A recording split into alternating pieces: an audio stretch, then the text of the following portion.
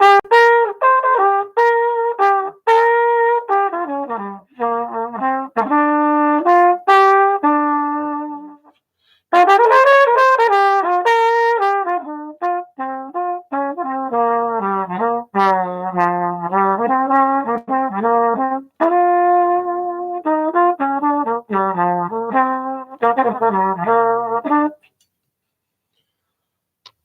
morning, everyone. Okay, welcome to number 11. This is number 11. It doesn't seem like that many, right? It's a relatively new thing, these Q&A things for me, right? But we're already up to number 11. So congratulations to you guys, right? Because without you, we wouldn't be doing this, right? Anyway, so let me catch you guys up on some news a little bit. So I told you last time that the master classes for that thing were over. So we're back to normal now. The schedule was back to normal. Only yesterday did we get to where stuff was like back to normal, right? There's certain things that I do, and I'm not going to say that I don't want to do them anymore. That's not true. I like to do them. And I want to do them, and more importantly, I get paid to do them. But they are very, very disruptive to my everyday schedule. And the masterclass thing is one of those things. So I'll never stop doing masterclasses, but when I'm doing masterclasses, I'm not doing my stuff, right? And so it's hard for me to do stuff like even just responding to emails, and we'll talk about the emails in a second. But yes, responding to emails, doing my composition work, depending on the schedule, right? Because that last masterclass thing was 2 weeks long. And a lot of times, most of the work that happens to make all of this happen is put on hold. So we've had, let me see, because I had vacation 2 weeks before that. So we went a whole month without doing the kind of work that makes this thing happen, right? So when I say this thing, I'm talking about all of this, the compositions, the books, the lessons, all of it, the videos. So anyway, yeah, it's nice to be back to a semi-normal schedule now. So I've been telling you guys, and the reason I tell you guys about this is because I know a lot of you guys are interested in those books that I'm working on right now.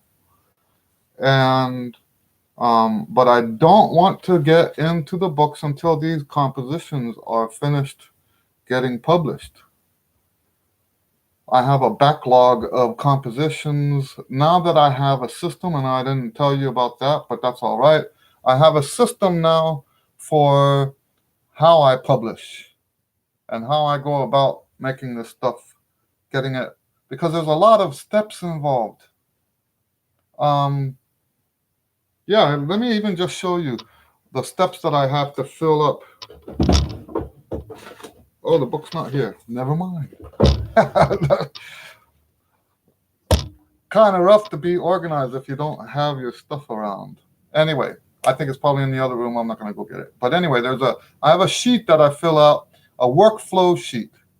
Now, what is workflow? Workflow is when you do certain tasks in a certain order so that everything runs real smoothly, right? So I have these workflow sheets that I do for the compositions. Now, the workflow sheets are what happen after the composition is completed. Okay? And now that I have this new system, I know exactly how much time it takes to publish a piece. It's about 2.5 hours. I know that might sound like it's contradicting what I've said in the past, but now that I've done more, it can be as much as 2 hours. I mean, 2.5 hours for one song. And that's once again, that does not include the stuff, the time that went into actually writing the song. So yeah, that's a big deal. Anyway, so I'm almost done with I've almost cleared out the backlog of compositions, and I think I'm about a week or two away, maybe 3 weeks, from getting these books published. And all of this, the books are books that I think just about everyone who's subscribed to this channel is going to be interested in. Okay. Um, anyway, so yes, I'm very happy about that. I also, here's big news, maybe not for you guys, big news for me. I finished the sketch. Now, what I do when I'm writing a big composition is I write a sketch first. Okay. Now, the sketch, as far as the playback goes on the computer, the sketch is complete. Okay. You can listen to it and you hear everything, every element that's going to be there is there. Okay. But it's not written out for the full orchestra or the full band. That's how I do it. It's very similar to how composers used to compose in the old days. They would write a sketch first and they'd send the sketch off, and the orchestrator, it was someone else's job to actually fill out the parts for the orchestra. So my sketch for a trumpet rhapsody, it's a trumpet and orchestra or trumpet and band. It could be both. That's finished. And I'm very happy about that. I've been working on that one for a long time. So I'm very happy about that. And so the last news is that I've got this big recording session coming up. And the guy, when he called me for this, I had done a recording session with him about 2-3 years ago. And he said that recording session got noticed by this hotshot producer in Los Angeles. And the guy wants to do more of our recordings, to produce some of our recordings. But see, and I wouldn't be telling you about this normally because I do recording sessions. It's not a big deal. But I wrote original horn parts for the session last time, and they told him that the reason this guy down in Los Angeles is so interested in this work was because of my horn charts. So that's a great compliment. I've been writing horn charts for band for horn groups since the early 80s. And yeah, so I've got a lot of experience writing horn charts, among other things, right?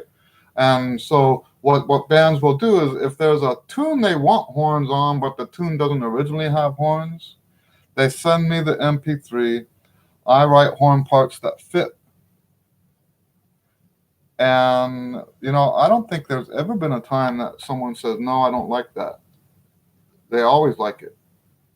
So that's just one of the things I do. And so anyway, they want me to, I've written another set of horn parts for this next recording session that we're doing.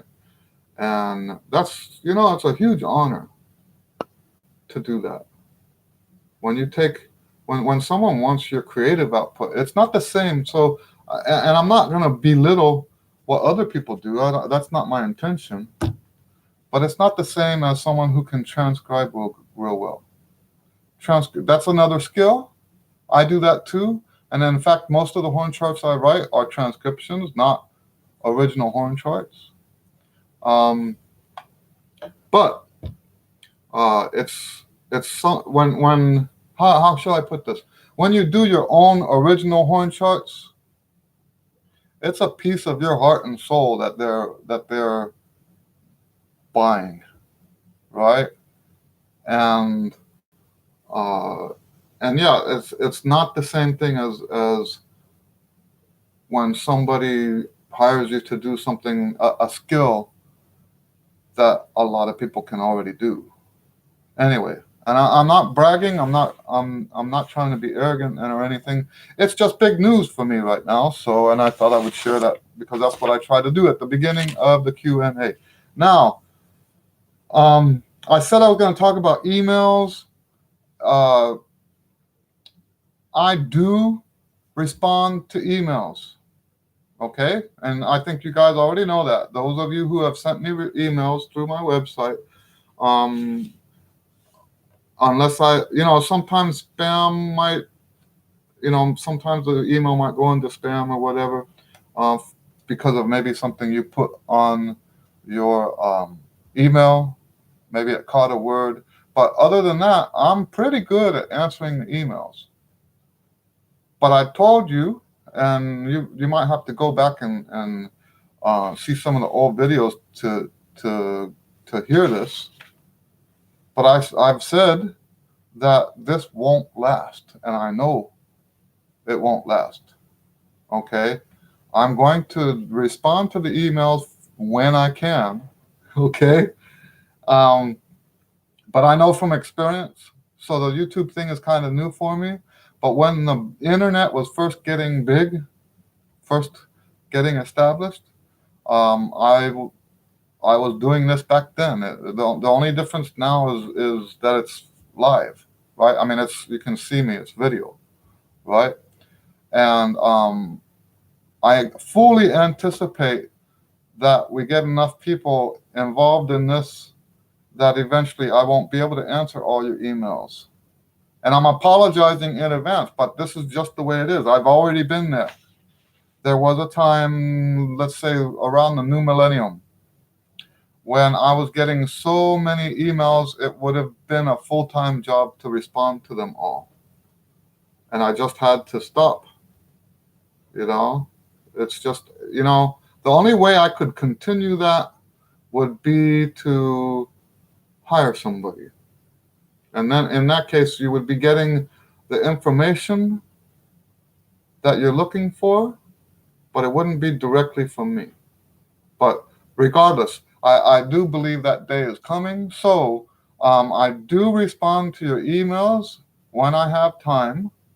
I do ask you to be patient because, like right now, I'm behind. I think I owe. I'm looking now at my thing. I see 1, 2, 3, 4, 5, 6 different emails that I'm looking at that I haven't responded to since Wednesday because there hasn't been much time. I love responding to your emails, but I don't always have the time to do it. And I do anticipate that this is going to get more difficult, not easier. I think it's going to be if things keep going the way they are, I think we're looking at a time when I won't be able to respond to your emails. And when I say not respond, I mean not with details. Now, what I did in the past is I had articles. Now, these articles are gone because I've changed the website, but I used to have articles that would answer most of the questions, right? Because, the truth is most of the questions that come in are the same as someone else asked before, right? So I'll say, go to this and go to that, and I'll just give people links. That's what I mean by not answering. I don't ever not answer. Does that make sense? I don't ever not answer. But what I'm doing right now is spending as long as 15 to 30 minutes answering people's emails with detailed information. Okay? And so I can't promise that I'll be able to do that indefinitely. So, and that said, if you've got questions, I think probably now is the time to be asking because, like I said, I don't think I can promise that in the future. I don't think it's going to stay this way for very long. Okay, it's already kind of getting kind of heavy, right? I went from maybe 1 or 2 emails to answer a month to now 5 or 6 a week, and so yeah. Anyway, I just want to make sure you guys know that I do think maybe to get your answers to get your questions answered, probably this Q&A thing is probably the best way to do it. So anyway, that said, I did have someone who requested that I talk about split notes on the flugelhorn in the lower register. Okay, so we're going to talk about that first. Now, I don't know precisely what he's talking about because I don't think I've ever experienced that on a flugelhorn. But let's talk about split notes in general and what I don't. Let's say this. I don't think it's the flugelhorn. I mean, it could be. I'm not saying it's not the flugelhorn in his case, okay? But there's got to be something about the flugelhorn, is what I mean. It's an aspect of the flugelhorn. It's not flugelhorns in general, is what I'm saying. It's not the fact that it's a flugelhorn. There's something about that flugelhorn that's. And I'm not suggesting that it's not a good flugelhorn, okay? So let's talk about where do these kind of split notes come from. Normally, okay, so there's a few different options, right? You could have the pitch is off, but we're not gonna consider that in this case because this is someone who doesn't have that problem on other instruments. But let's quickly discuss what happens if the pitch you're hearing in your head is not in alignment with the pitch of the instrument, flugelhorn or otherwise, okay? If the pitch you're hearing in your head does not align with the pitch of the instrument, depending on how you're blowing through the horn, because that's an aspect. Because if you blow through the horn in a very controlled way, you'll just get a half pitch, right? You'll get what I call sagging. A note that sags is a note that's like more than flat. So like if I'm doing Mary Had a Little Lamb sagging, and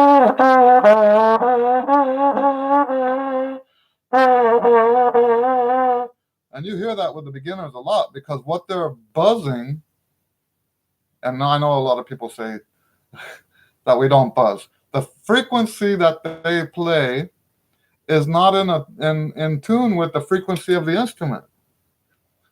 That's the E, but they're playing something flatter than the E. Right?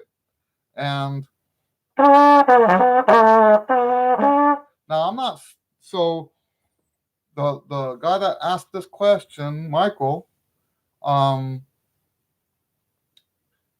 this isn't applying to him. I just want you to understand that this kind of thing happens. Now, some people will get the sagging, other people the note will crack.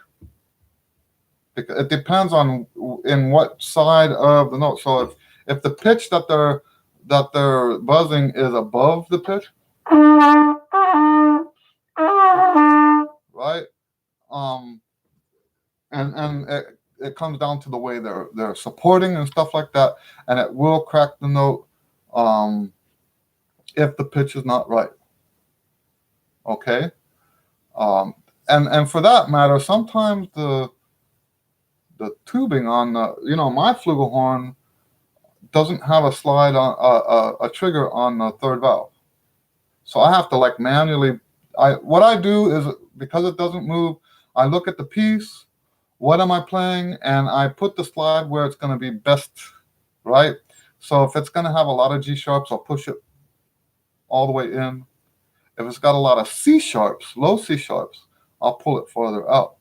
Now, I would love to have one that has a trigger, but that's in the future. That's not something I'm going to mess with right now. Anyway, so that's one thing that can cause you to crack notes, is the pitch is not centered.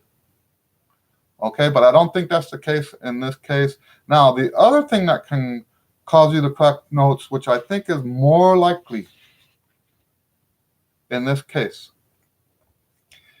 So we the way trumpet works is you have an airstream and you have a few different sources of resistance that fight against the airstream to create vibrations in the lips that play the trumpet.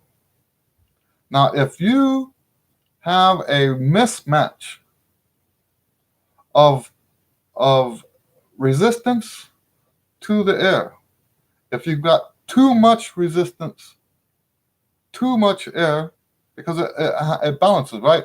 So if you're playing too tight, some people will use the word tight, right? If you're playing too tight, you have to push more air. If you don't push more air, the note just doesn't, right? At first, it sounds kind of like a lawnmower sound, and then if you just way too tight and not enough air, the note won't even come out. Okay, but in there, so let me give you an example. I figured this out a long time ago. If I have just a F staccato, like a stab F, okay, I crack that note on the gigs a lot of times, and it took me years to figure out why it was cracking. No, you know what? Let me say that decades. It took me decades to figure out why that note was cracking.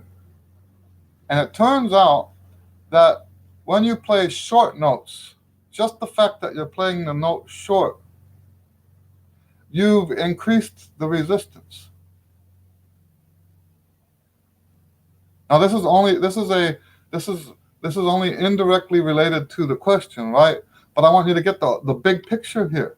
By playing the notes short and loud, okay, that when I say on a gig, almost all my gigs are loud. Almost all my gigs, I think one of the band leaders that I worked for was offended one time because I said about how much I liked playing with this other band because the stage volume is always so very soft. Right? I've been playing loud gigs all my life. And it's just so nice to be on a band where the stage volume is no louder than what I listen to on the TV, right, at home. That's wonderful. I love that. Okay. But yeah, so I'm on a tangent. Sorry about that. So yeah, when you're playing loud, you've got all that extra air. Now, what happens when you play louder is that the resistance has to open up. You want to apply, when you get louder, you want to have less resistance, because more air and more resistance makes the note go higher. Okay, let that sink in. If you have greater resistance and also more air, that's what makes the note go higher. If you leave the resistance the same and push more air, the note will go higher. Okay? That's science. That's not even debatable. That's science. That's how it goes. I think it's actually important to know that, right? So that when stuff happens to you in your performances and your practice time, when stuff happens to you, if you know this about how the trumpet works, you can figure out for yourself what's going wrong. So almost always, if it's not a pitch problem, almost always the cracked notes come from a mismatch of resistance to the air. Okay? And so the chances are that when you're going down into lower register, if those notes from C down below are cracking, it's probably because you're not opening up your mouth enough. Now let's talk about what the sources of resistance are. I'm not going to cover all of them because I don't. um, there's some things I don't want the students to even think about. Okay, but let's look at the ones that we commonly talk about. The aperture, the teeth position, the jaw. I always wonder what the difference was between teeth position and jaw. I think I kind of get it, but your teeth are connected to your jaw. So when you change one, you're changing the other anyway. But I think I understand when they talk about teeth position, they're talking about up here. When they're talking about jaw position, they're talking about back here. Okay. Um, and then tongue arch is another source of resistance. If you have, oh, and then by the way, I think that whatever balanced combination of those that you use, as you go lower or higher, all of those sources of resistance should move at the same time together. There are some exceptions. For example, you hear stories about people that had accidents and their teeth shredded their lips up into like bits, and they had to have reconstructive surgery. And now they don't have the same ability to contract those muscles like they used to. With trumpet players like that, they can't open and close the aperture the way we can. So they have to use the other sources of resistance to get the notes to change and come out and all that. Okay, so there are exceptions, but what I'm talking about, when we talk about wanting to move all of the different resistances together in tandem, it's because if you lopside it, and this is what they call pinching, right? Let's say, for example, if you keep your teeth exactly in the same spot, you keep your tongue down in the exact same position, the jaw doesn't move, and you're only going to use the lips to get the notes higher and lower, it's going to make a lawnmower sound. It's going to make a lawnmower sound.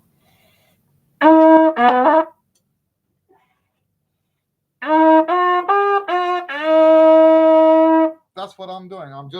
I'm clamping the lips down to get that sound. Everything else I'm keeping open. I'm pushing the lips down, and it's creating that lawnmower sound. Okay. So we want, as we go lower, we want all of these aspects: the teeth, the jaw, the lips, and the tongue. We want them to all open together.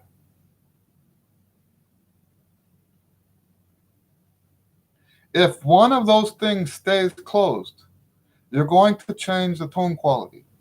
We don't want a different tone quality on the bottom notes as we do on the top notes. This, by the way, is why I wrote my one range book. Because if you practice range in a way that is not connected to your other playing, you are almost for sure changing one of those sources of resistance to get the notes.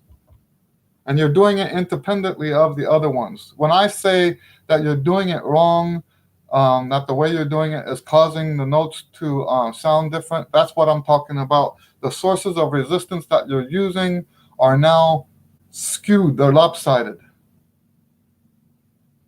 You've got heavy resistance on one side and open on the other side, and it's going to create a bad sound. Okay? So that's why I'm talking about this in the books, in the one range book. Okay? So yeah, when we apply this to the flugelhorn, I don't think it's the flugelhorn necessarily. It's not the fact that it's a flugelhorn. I think it's there might be more resistance in that flugelhorn, or it might. Here's another possibility, that your mouthpiece and your flugelhorn might be slightly mismatched somehow. Um, and you know, without seeing it, without hearing you play and stuff like that, I'm just throwing stuff out there. But this is a possibility that it's possible that the mouthpiece and the horn just don't go well together, and it could be creating a resistance problem, um, just there on because of the resistance of the instrument itself. You know, sometimes a flugelhorn will have a very small lead pipe. If the lead pipe is too small for how open you play, it might crack. So, um, the mouthpiece is a source of resistance, and so is the horn itself. The only reason we don't talk about that in the context of what you should do and what you shouldn't do is because you can't, while you're playing, change the mouthpiece. You can't, while you're playing, change the horn. Okay? I hope that makes sense. So, but yes, if for some reason the resistance on the flugelhorn and the mouthpiece combination itself is too high of a resistance, and you're opening up too much. So I guess that's sort of what I'm saying is maybe you're opening too much or not opening enough to balance. But I do think from what you described to me that you're talking about a resistance uh, resistance mismatch. The resistance is probably too high for those notes. So you want to experiment with opening, you want to experiment with closing, and see, you know, I think in terms of the oral cavity, because the oral cavity, if you think in terms of oral cavity, it kind of moves all of that stuff. So, and by the way, I have a video in the works that talks about how the golden ratio, that's how much of a nerd I am, right? Um, Talking about the golden ratio and range. What the golden ratio, you know, I teach range familiarity. Instead of going for power, I think it's a myth. It's a myth that it takes more strength to play high. Let that sink in for a little bit. It's a myth. Oh, there you are.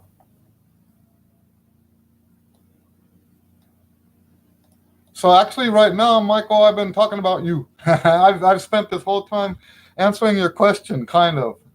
Um, so cool. So talking about the um, the resistance, we want to have a match in the resistance. And what I was talking about is the golden ratio. So let's say you have a circle, and the next circle is 1.62 times the size of the other circle, and 1.62 times of the other. And I'm making a video about this. This is going to help you understand how to play high from an intellectual perspective, what it takes to play high.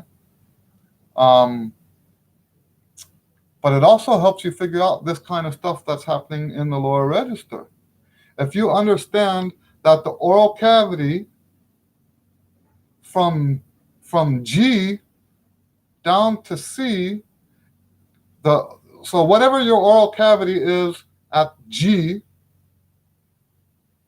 the oral cavity needs to be 1.62 times bigger for low C. Exactly. Now, of course, you can't know that it's exactly right because nobody's in there measuring it. Okay? But talking about the mathematics of how trumpet works, the oral cavity, whatever you do to make the G sound good, the oral cavity going from G to C, the oral cavity now needs to be 1.62 times larger than the oral cavity for G. And that goes all the way up to the highest notes. Okay? and it's 0.62 going the other direction. Okay, so as you go up higher, so going from G to the upper C, the oral cavity to upper C, the tuning note C, is 0.62 times the G. Not quite 2/3. That's the golden ratio.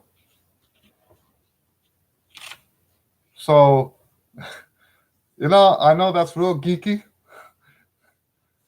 but yes, the golden, I all these years I was thinking about the golden ratio and saying, wow, once I learned what the golden ratio was, I'm like, wow, you know what? What I'm doing on the trumpet feels just like that. So, you know what? This past week I looked it up, and it turns out mathematically it's true. It's one of those things that you figure out without, on your own. And so if you don't know what the golden ratio is, I encourage you to look it up. Because if you want to understand, if you want to approach range from a completely stoic, unemotional perspective, without having to get into, oh, I can do it, I can play high, I'm gonna go for it, I think I can, right? If you don't want to have to go that route and you want to just like do what it takes to do it, the golden ratio, understanding the golden ratio will help you a lot. Understanding the golden ratio will help you a lot, okay? So, but I'm putting a video out about that. I'm hoping, so now that I'm back on schedule, I'm hoping that will be, I'm still collecting notes, so I'm thinking in the next 3 weeks to a month, okay? I have another video like that I'm putting out that has to be first. What I'm trying to do with the videos at this point, because I've got enough volume now, I don't need to put out more videos just to put out videos. So what I'm trying to do now is put out better videos, with graphics and stuff like that. Now I can't, it's a gradual transition, so it's not going to be all at once. Some other videos will still be just like me answering people's questions. But I want to do more of these graphic ones because the graphics, what did they call that in the old days? Visual aids. Is that what yeah, I think we used to call it visual aids. It helps, instead of just hearing it, you can actually see stuff on the screen that helps represent so that you get a better idea of what's going on. Okay. So yeah, I'm working on that. Anyway, so I hope that answers Michael's question. It's not a definitive answer because I don't have enough information, but just in general, talking about cracked notes in the lower register, I really do think you're probably looking at a mismatch of the resistance. Either you're too open or you're too closed for those notes. Okay. All right. Now, and there is a chance that it's the mouthpiece instrument combination. All right. So, does anybody else have any questions? I've been talking all this time and haven't asked for questions yet.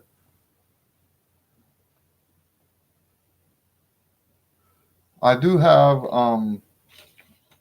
students today, almost always on Saturday. Sometimes, like all the schools will have, how do you solidify your swing style, like on the first etude? So tell me what you mean by solidify.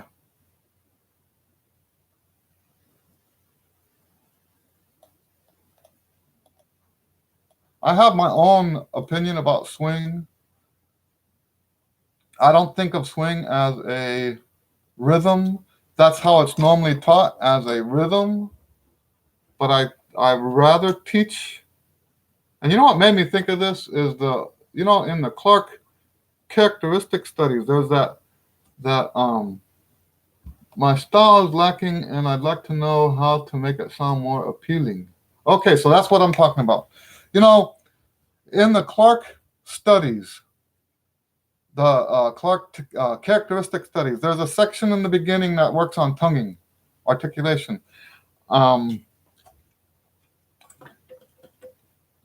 I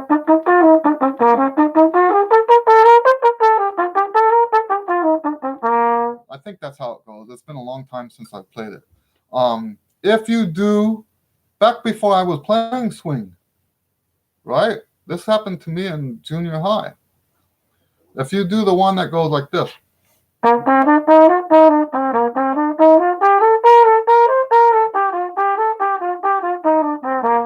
that's probably not right.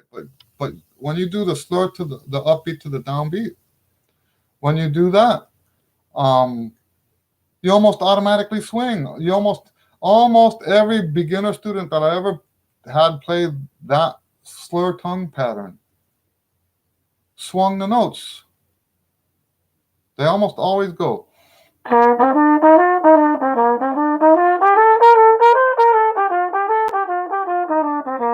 They almost play like that. So when I teach swing, that's the first thing I'm teaching is the slur, the upbeat slurs to the downbeat. Now, the problem is that's just a general rule. If you do that through the whole etude, it's going to sound, not so good. Okay? Sometimes you slur groups of 3 notes. Sometimes you slur groups of 4 notes. But the general rule is that you tongue upbeats and slur downbeats. Now, what happens to a lot of people, because this is a subject that came up last year. What happens to a lot of people if they're just new to swing and they've been classically educated, you're supposed to accent the upbeats.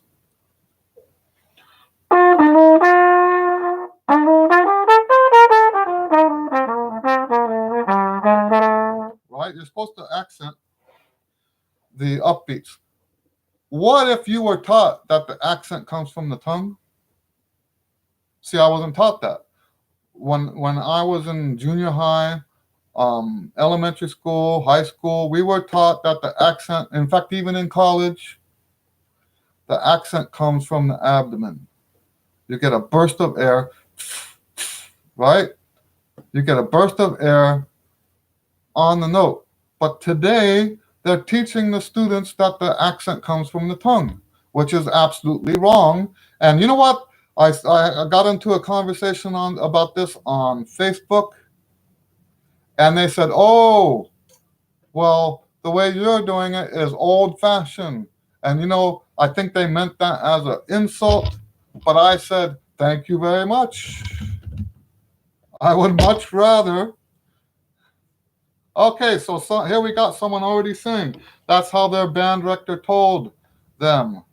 Okay, that's how it's being taught today. And I asked why, because it makes no sense. How are you going to accent a slurred note?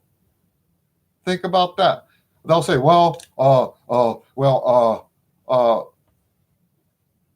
they don't have a straight answer. Okay, and where this comes from, I finally got to the bottom of it. It comes from these people who think they're doing Chicago school, the whole song and wind thing. They think they're doing that, and they are afraid. It's based on fear. They are afraid of body tension, which is also ridiculous. You can tell I'm not very pleased with this whole thing, right? I don't like the way this is being taught at all, and I only found this because of the swing stuff. I had a student that was taught this to accent with the tongue, and she could do the etude. I would say, okay, accent the upbeats, and she'd accent the upbeats, but now it sounds like this, right?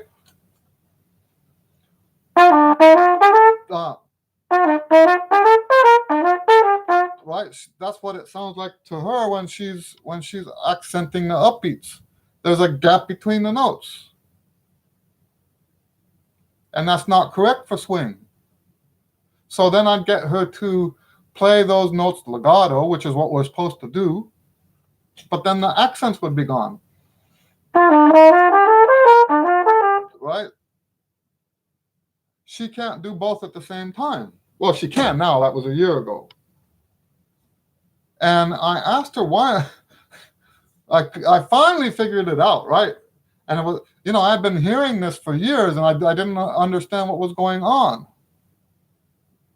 And it turns out that the teachers are telling them that you accent with the tongue. So she's taking my language, she's taking what I said about accenting, and she's doing that kind of accent instead of puffing the air. So if you want the swing to sound correct, you play it all legato, and all of the accents are breath accents. In my day, they were all breath accents anyway. Oh, I'd cut myself. That's weird. I don't know what did that. I'm bleeding. I don't see anything here that I could have cut myself on. Oh, it's my finger. No. Anyway, sorry about that. So anyway, the tonguing, the accent from the tongue was causing her to not swing correctly. So if you're in that camp, your swing will never sound right as long as you're doing that kind of accent. It's always going to sound Ricky Tick. And I don't know if you guys have seen my old videos about the jazz auditions. Okay. I decided not to do all that again this year because I did it last year, and almost all of it applies to this year. Okay. But I talk about on one of the videos because I've judged before. I don't think I'll ever judge again because the way they set it up, I don't want to travel to judge because that would mean I would miss out on gigs and students. That's just not going to happen. And the way they're doing it now, it's not likely to be in Houston anytime soon. Right? So I probably won't judge anymore. But I judged, I think, 5 years.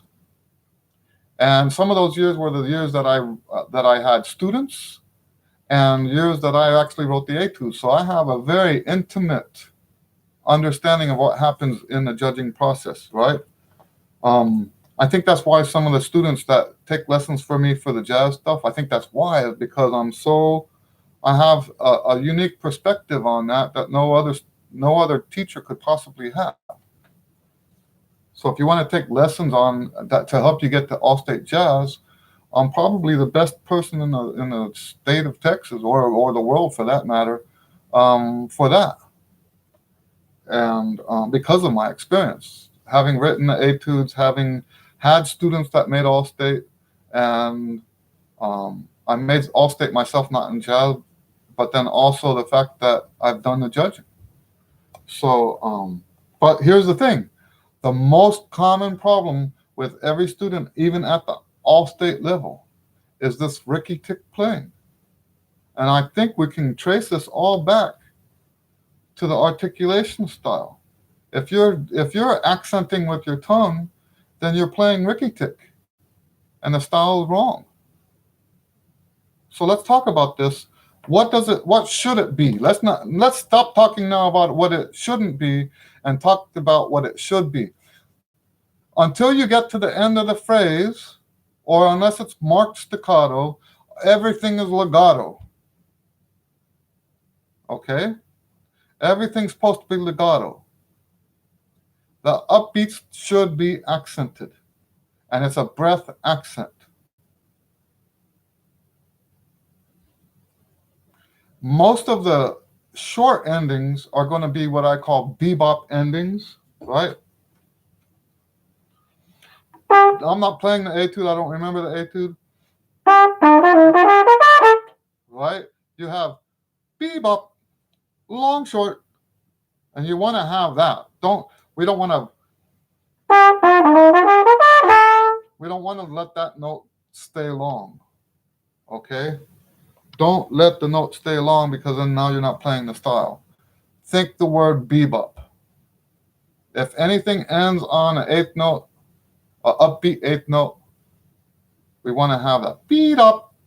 The eighth note, the second eighth note is louder, so it's accented, but it's also short. I better answer that, sorry, real quick.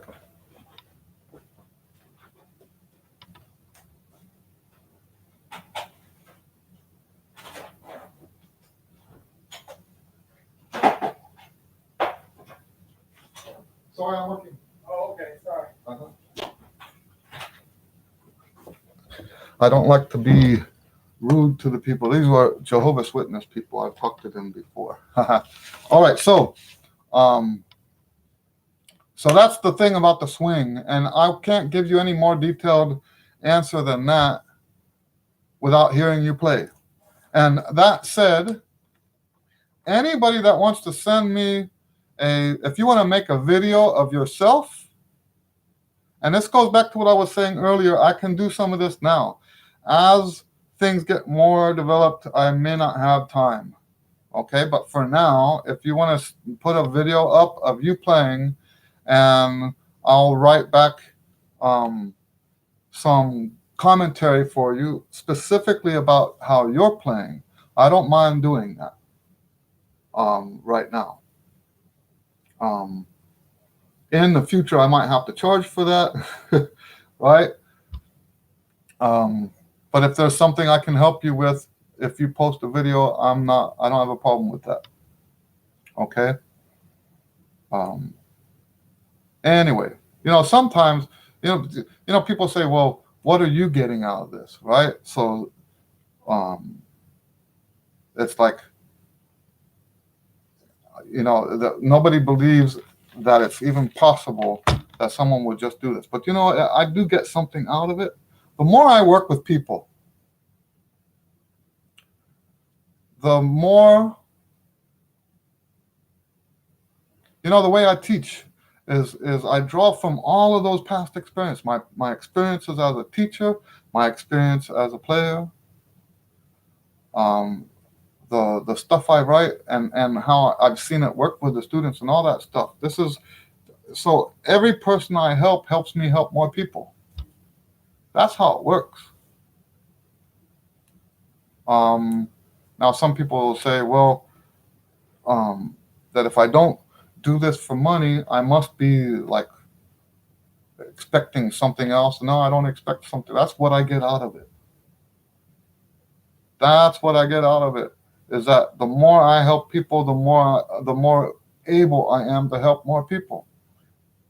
And yes, I get paid for lessons. I get paid for master classes.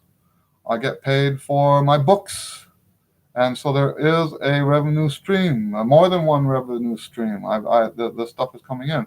I will help people this way for as long as I can when I'm able to.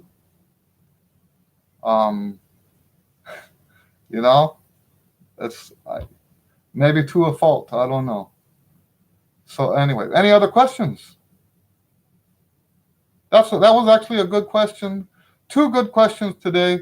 I think this whole thing about the low notes thing, I'm very excited about the new video coming out because of talking about the golden ratio.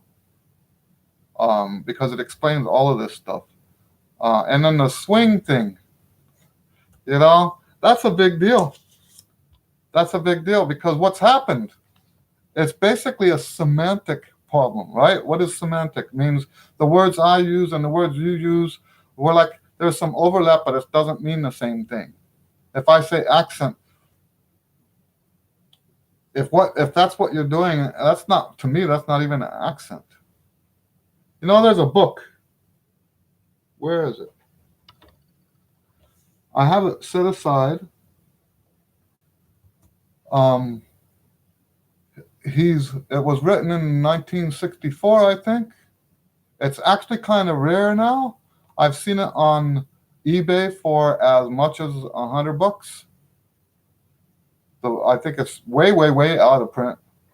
but it's by a trumpet player from the Chicago Symphony, I think before Chickwitz, before Herseth.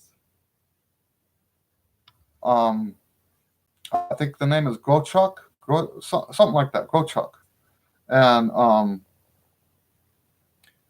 and he explains exactly what the accents are. He explains on the one page, he explains exactly what I was taught.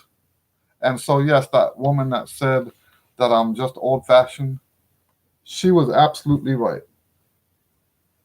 The way I was taught, and praise God for that. Right?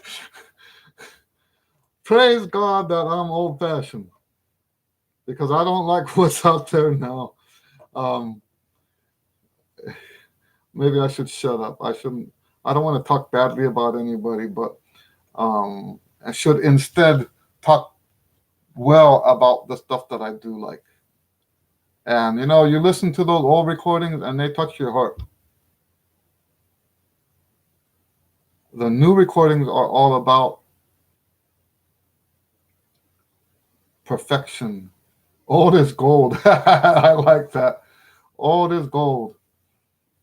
Okay. Any other questions?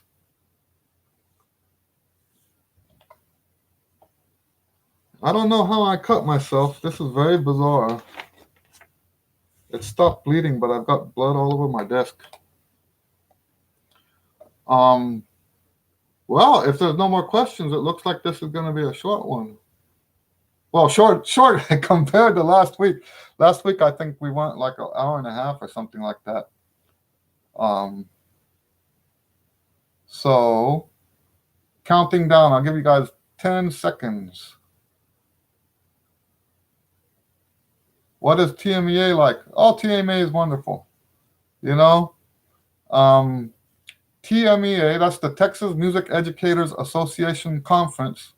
It's your junior year. Okay. Well, my favorite part, and this just goes once again to show you how much of a geek I am. I love the clinics. I like to hear what other people are teaching, what they're saying, even if I don't. Here's the thing that's weird about today, right? If you don't like what somebody's teaching today, you're supposed to protest or something. I like listening to people who, I'm a Christian, right? I like talking to atheists. Huh? You play percussion and wondering how you can make it to Allstate, you mean? So yeah, I like to hear, when you go to TMEA, there's so many workshops and clinics and master classes and recitals and concerts. And it's just, it's so much that even somebody like me that likes all that stuff, I get like overload. I haven't been in a while. I actually don't plan on going anytime soon. But that doesn't mean I don't like it. Really, for me, the reason I don't go is because if I'm there, I'm not here making money. That's the bottom line. That's why I don't go. My parents told me, if you really make Allstate, you will find a way. Oh, so of course. So here's the thing, what I do believe is that you should be investing about if you want to make Allstate, you should have 2 hours of practice 5 days a week. 10 hours of practice. And I would go also as far as to say that you should spend about another 10 hours a week listening to the music so like for drums, you want to be listening to classical drummers. Okay. And not necessarily in band context. So like percussion ensemble stuff, percussion solos. If I was a percussionist, teaching my students, I would be giving them recordings or links to recordings on YouTube of percussion solos, snare drum solos, all that stuff. You want to do more listening than you do, and YouTube is great because you can look, and I would think that watching them is more important for you guys than it is for us trumpet players. Okay? I would think, because you can see their technique. You can't see what we're doing with our mouth, right? If I'm watching a trumpet player, most of what that trumpet player is doing is happening inside here, and I can't see that, right? Um, we can't see that, but with a drummer, you can see the stick technique and all that. So I would be spending, if I was you, I would be spending at least 10, 12, 15 hours a week watching uh, videos of great, not high school. So that's the thing. If you want to be better than high school, you watch the guys who are not in high school. Don't be watching other high school students. That's just going to bring you down, not up. Okay, watch the pros. You want to watch as many pros as possible. Acceptable would be some great college students, but it's better to avoid the college students and go straight to the guys that are doing it.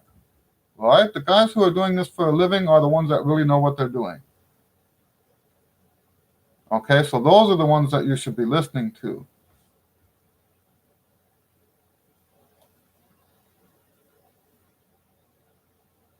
When did I have my aha moments in learning the trumpet? Well, so I want to apologize. You're one of the people that I owe email right now. So, aha moments. So I've had so many aha moments over the years. It's been, so each one is sort of like, to me, each aha moment is sort of like a second awakening. Okay, and that's kind of what we mean when we say aha, right? So, let me see back when I had my first one. I would say in high school.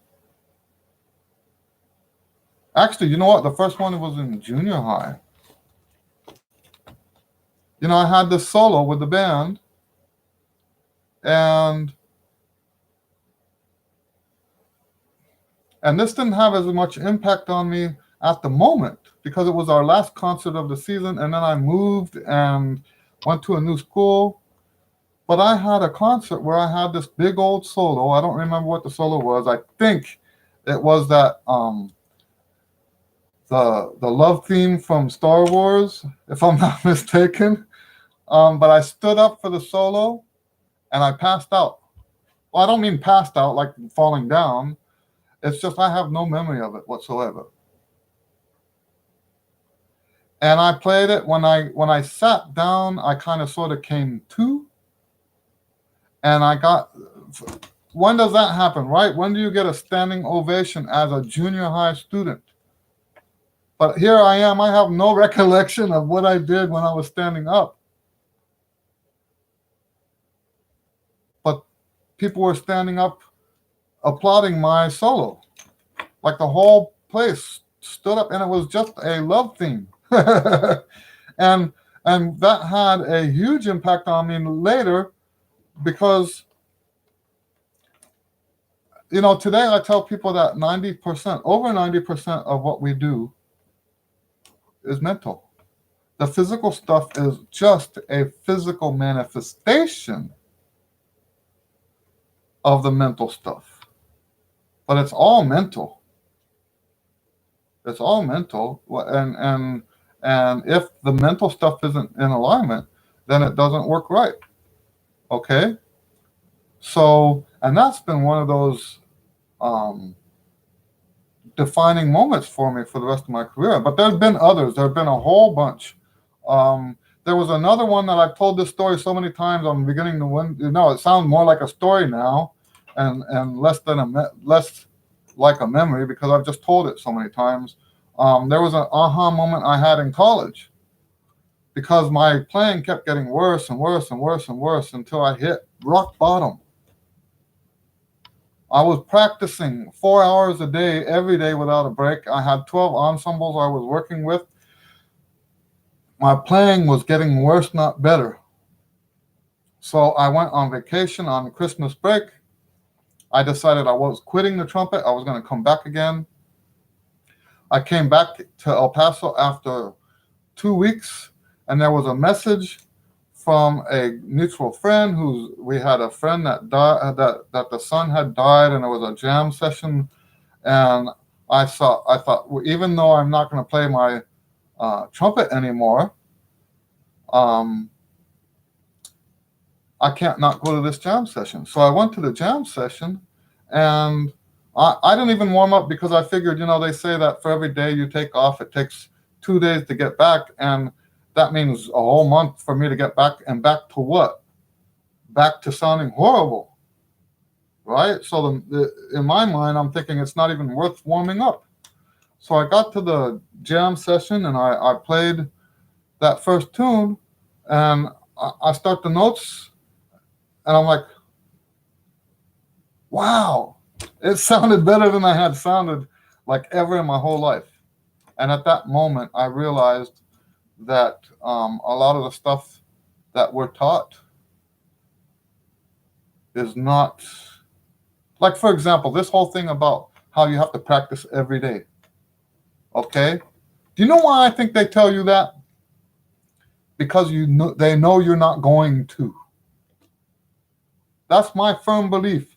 I believe they tell you that you have to practice every day simply because they know you're not going to do it. And this is the only way they can get you to practice enough, is to tell you that you have to practice every day.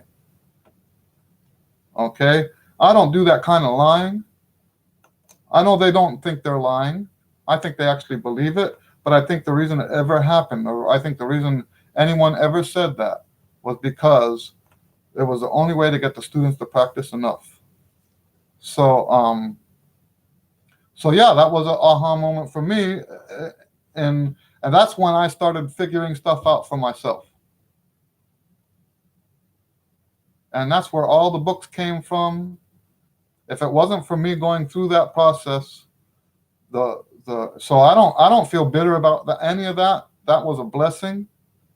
If it hadn't been for that story that I just told you, my books would have never had been written, and who I am today would have never happened. So I'm very happy with that. Hope you're doing okay. Hello, Anthony.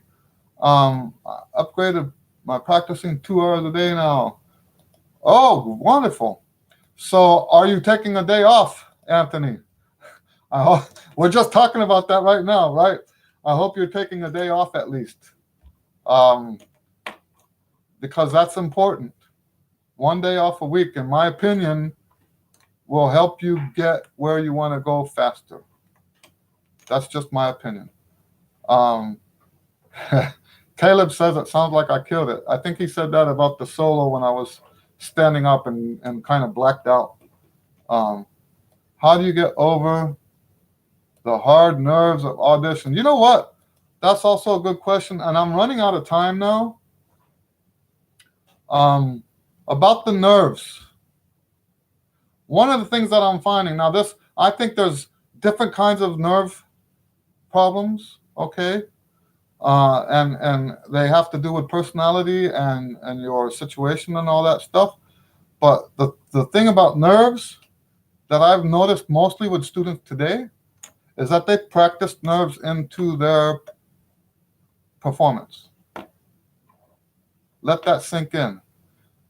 A lot of the students, to the younger students, and when I say younger, I mean college age and younger. I have a lot of the people I'm interacting with, almost all of them are older gentlemen. So when I say younger students, I'm contrasting that to the older gentlemen. I teach adult students, a lot of adult students, and I also teach the young ones. So when I say the young ones, I'm talking about as opposed to the adults. Okay. So the younger students today, I don't know why, but they practice emotional stuff into their practice. So I believe that whatever it is that you do in your practice time, you can't stop doing that in the performance.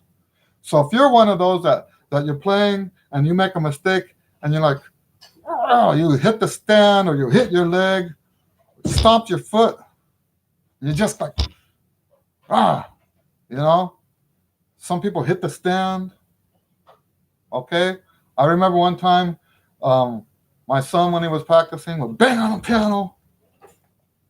If you let yourself do that, good luck not having a emotional reaction when you're performing. How are you supposed to not be emotional on stage when you're emotional when you practice? Tell me that.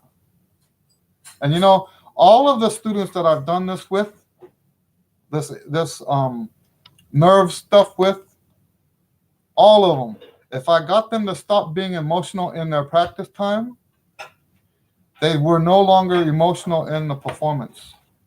Because that's what nerves are. We call it nerves. It's not nerves, it's emotion. You're letting your emotions get away from you in the performance. Well, if you stop letting your emotions get away from you while you're practicing, it won't happen in the performance. There's no reason to believe ever.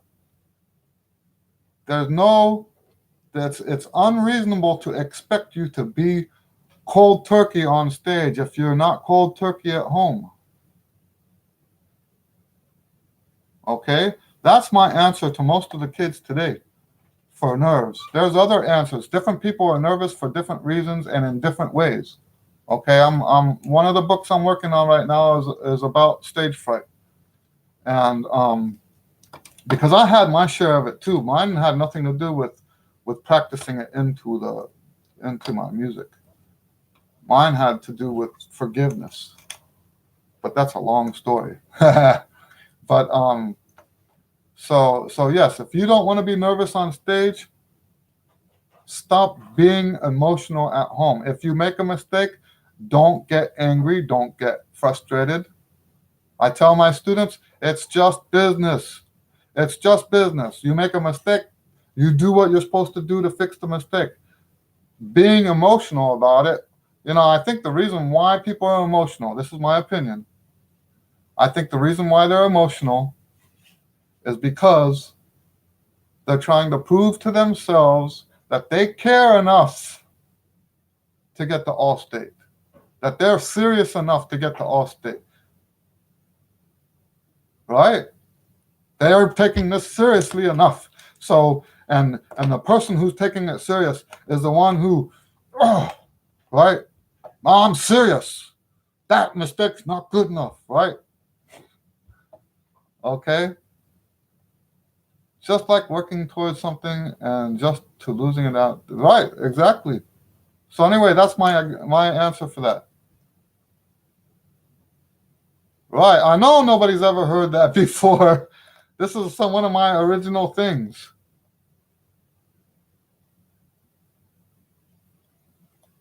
Okay, so almost all of you are doing that. I think it's even being taught, perhaps, that you have to care so much. See, that's one of the things that's wrong with our society, because now that and I have one of the behind the wheel videos coming out about this. I gotta finish this one real quick, but let me tell you about that. If you don't acknowledge that there is such a thing as truth, absolute truth, then you're forced to be an emotional person. You're forced to say, this is serious enough for me, I have to get it right? If you don't believe in truth, that's how you are forced to behave. Because it's either true or not true, but if you don't believe that it's true or not true, and it's just a matter of opinion or this or that, then you are forced in a practical way. It sounds like philosophy, right? It's not philosophy. You're forced in a practical way to be emotional, not just in trumpet, but in everything that you do. You're forced, if you don't believe that there is absolute truth, you're forced to be emotional for everything that you do. Okay? So anyway, I've got a video coming out about that. It'll probably be out in a few weeks, maybe a month. The Wednesday videos have been, I just haven't had time to put them up. I've been recording them, so I've got like 10 weeks of them ready to go, but I just haven't had time. Okay, I hope I've answered you guys' questions. I'm going to have to go. God bless you guys. And we'll see you on this next one. All right. See you later.